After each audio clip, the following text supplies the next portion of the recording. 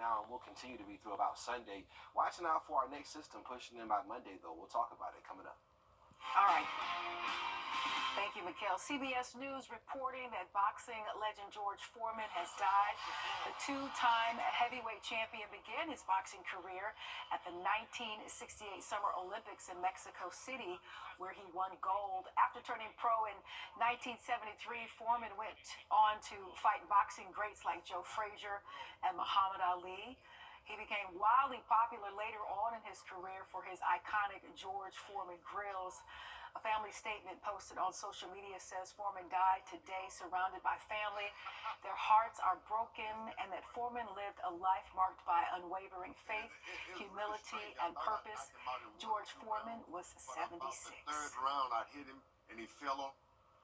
The new North Augusta Public Safety Headquarters held its grand opening today. News 1226 was there for the ribbon-cutting ceremony this afternoon at Georgia and Observatory Avenue.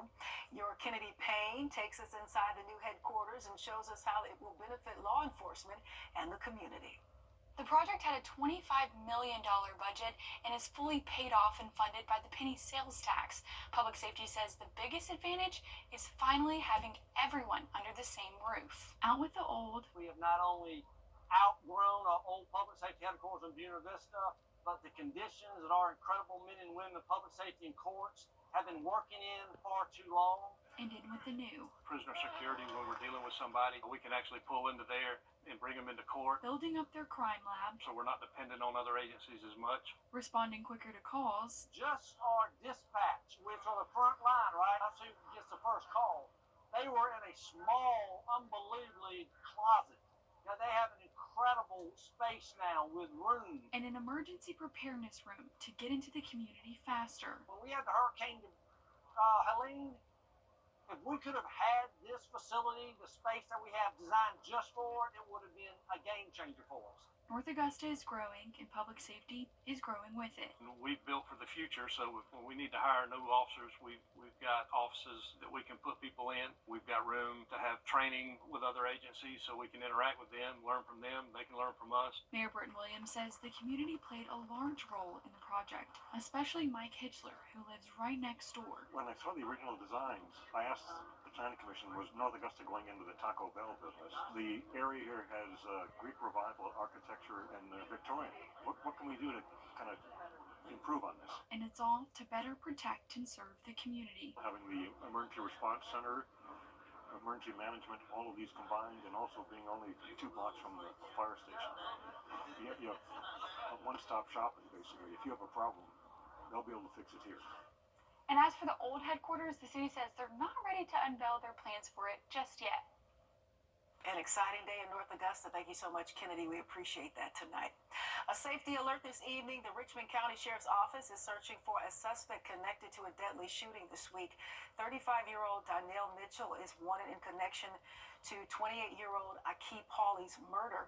He was shot while in a vehicle on Dabney Drive and died at the hospital. Mitchell is said to be armed and dangerous. Anyone with information, please call the Sheriff's Office. Elon Musk visits Sunday. Wendy's has a fresh JBC or double stack in the app for only $1.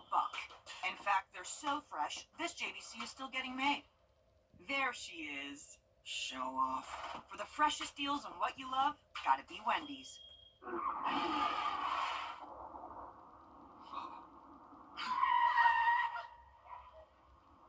Eyes forward. Don't drive distracted.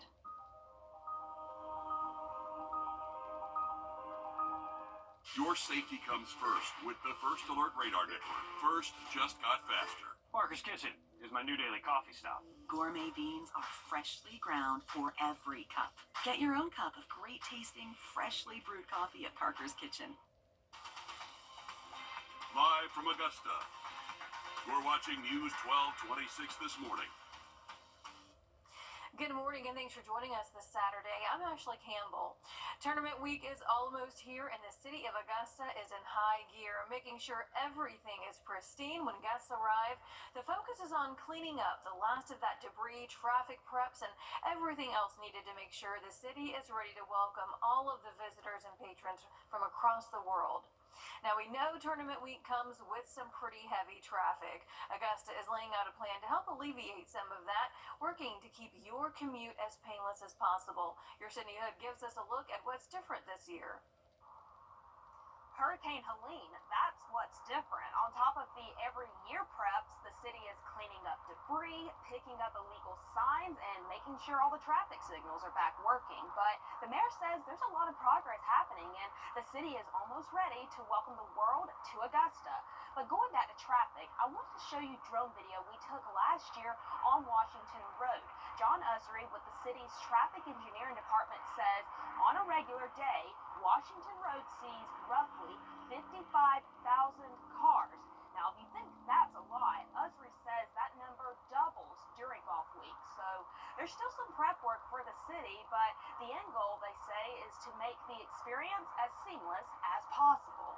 It's that excitement of the Masters being here in Augusta and all the out-of-town folks. Preparations are already underway, like traffic. Working really hard these last couple months to make sure everything is up and running normally. But this year, there's more to clean up. We're having people to cut fresh debris, green trees, and put them in the right of way. We would ask that they not do that. Give us an opportunity to clean up the debris that was a result of Hurricane Helene. Mayor Johnson says the city is tasking code enforcement with putting a stop to this. Perhaps make citations. I mean, it's a very serious issue.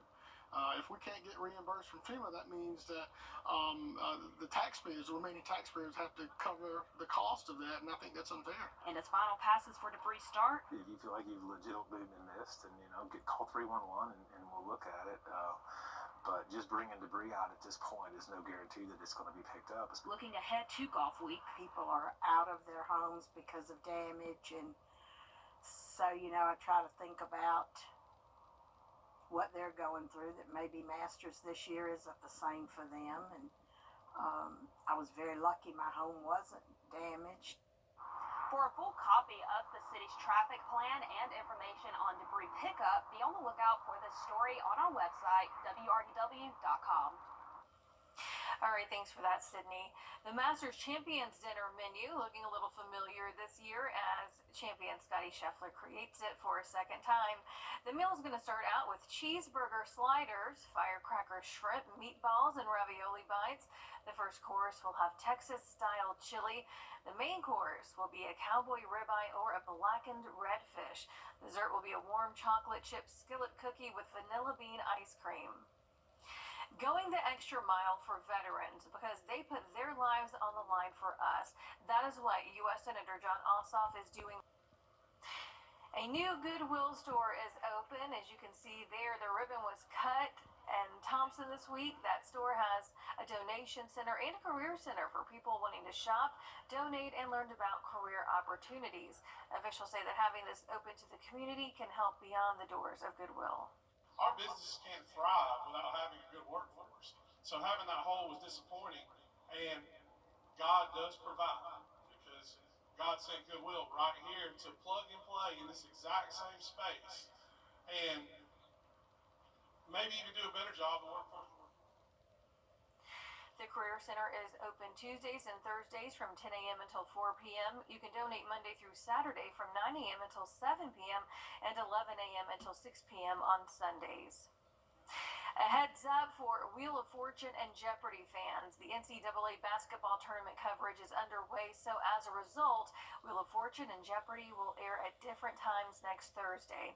Wheel of Fortune will run at 3 p.m. on WRDW Channel 12, followed by Jeopardy at 3:30 p.m.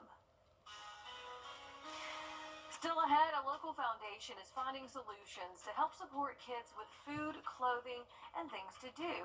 And they just marked a huge milestone, how you can shop and support all at the same time right after the break. Good morning to you. Time now 6:08. Time for your dog walk forecast early on your Saturday morning. This one brought to you by First Alert Radar, powered by Jim Hudson Automotive Group. If you're a parent in Columbia County and your child is in need, or maybe you know of a family who could use some assistance, the Columbia County Foundation for Children has you covered. It's a local nonprofit that's been around for more than 30 years, providing scholarships, food, clothing, and activities for kids in our area. As your Zana Halliburton found, the group is finding solutions to how they can continue helping one child at a time. The Columbia County Foundation for Children has been serving kids in the county for 31 years. They provide scholarships, hygiene products, clothes, all to help fill a need. It's filling in the gaps for these kids that might get left behind in school. President Dorothy Brandon says they're able to provide this support thanks to donations and their Helping Hands thrift store. Everything that is sold here goes back out into the community to the students of Columbia County. And right now we have a huge need for children's clothes as well as men's clothes. While you're able to shop here, the foundation also uses the thrift store to give items to kids. The organization works with county schools who let them know what kids are in need of. Brandon says they're able to do this because of the community. The community can't thrive without folks that are willing to get out there and do the work to support the kids in the community and folks that are in need. The thrift store supports 50% of the foundation's funding. They're now getting ready to give away thousands of dollars worth of scholarships to students continuing their education beyond high school. The scholarships are renewable each year, so we can help these kids get all the way through college. Brandon says this foundation means everything to her. I just have such a heart for kids and want to see them succeed and have the things that they need to be successful in life. The scholarships are set to be given out in May. As for the Helping Hands thrift store, that's located off of Columbia Road in Appling. It's open Tuesdays and Thursdays from 9:30 to 2:30. And if you'd like to donate, again, they are in need of clothing for men and children. We have their information on our website where you can learn more. Just search for the Finding Solutions tab. A heads up for parents, registration is now open for children entering kindergarten in Richmond County. Families with children 5 and older or are on before September 1st should register. Families in the pre-K program do not need to register. That registration is open until March 28th. Not one, but two. Live from Augusta, we're watching News 1226 this morning. Good morning and thanks for joining us. I'm Ashley Campbell. We're getting a better idea of how deadly some of Augusta's roads are for pedestrians trying to cross them. Wednesday, a man was killed while crossing Deansbridge Road. While we're working to learn more details about that victim, we do know that Deansbridge Road is a hotspot for these incidents. Your Sydney Hood takes a look at the data. The numbers tell a story. Nearly 100 deaths within the last decade alone. More than half tied to one zip code. Dangerous issue we know all too well in Richmond County, pedestrian deaths. There's been a rash of deadly pedestrian accidents in recent weeks here in Augusta. Our data goes back 10 years, but the problem, much longer. Busy year for deputies in Richmond County. They've worked 13 pedestrian deaths, up from only 5 last year. The man who'd been by her side for 25 years, hit by a car, dead. 53 people died on these 4 roads in the last 10 years. More than half the total number of deaths across the county. We found 50 deaths occurred overnight and 45 during the day. So far this year, 2 pedestrian deaths. A problem with no roadmap to a solution. In Augusta, Sydney Hood on your side. All right, thanks for that, Sydney. A new study from AAA's Foundation for Traffic Safety found that pedestrian deaths have risen by more than 80% in the past 15 years after reaching a historic low in 2009. The study found that most of that increase can be connected to urban arterial roads after dark, like Peach Orchard, Mike Paget Highway, Deansbridge Road, and Gordon Highway. Research also shows these deadly incidents are more likely to happen in socially and economically disadvantaged neighborhoods and poor road lighting. And an interesting note from that study, even if you have a high-tech vehicle that has pedestrian detection software, that safety system does struggle the most at night, and it can't be relied on to save lives. Only you can do that. Today, the Saluda County Fire Service wants to invite the community for a special fundraiser. They're having an oyster roast, hamburgers, food trucks, and more at the county's Young Farmers facility. The goal is to honor Chief Chad Satcher and firefighter Landon Bodie. Both died while responding to Hurricane Helene last year. Proceeds will benefit the Circle Volunteer Fire Department. You can learn more about the fundraiser on Wrdw.com. With tournament week around the corner, a man who stole a green jacket belonging to Arnold Palmer and other memorabilia was sentenced. Richard Glebinski was a warehouse assistant for the Augusta National Golf Club. He pled guilty last May to stealing millions of dollars in Masters tournament memorabilia and historic items. The 39-year-old took these items and transported them to Florida, where he earned at least $5 million over the course of a decade. In Illinois, he was sentenced to a year and a day in prison, and he must pay restitution to Augusta National, totaling close to $3.5 million. He also had to pay $1.5 million to the government when he took a plea deal last year. The city of Augusta. I got to know Austin when he was a student. I just remember that he was just an upstanding young man, very respectful. When I had my car accident, I thought to myself, I'm going to call Austin Jackson. As we sit here today, I'm thrilled to hear that you're feeling much better. That's how I want to see people in the end. They're back to the way they were before the wreck happened. I'm so glad you called us, and it's a privilege to be able to pay back the people who've helped shape me. Fish,